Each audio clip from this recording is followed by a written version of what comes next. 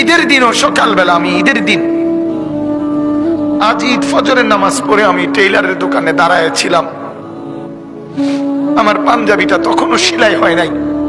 আমি ঈদের নামাজে যাব কিভাবে? আমি সেই অভাবে সংসারে বড় হয়েছি। তারপরও কোনোদিন বাপ অবৈধ রোজগারের পিছনে যায় না। এক মসজিদের ইমামতি করছে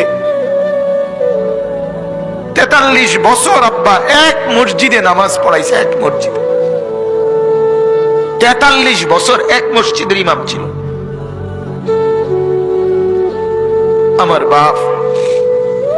এটা বোঝা উচিত নিজের সন্তানকে গুনাহের রোজগারের উপরে নামাই দিয়ে কেমনে সুখ আসবে?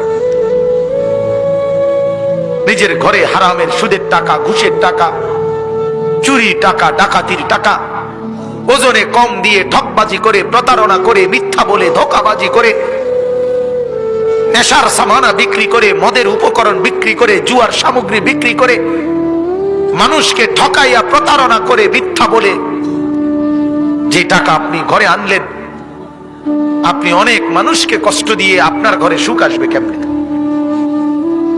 বলে? আল্লাহ আমাদেরকে বুঝার তৌফিক দান করুন।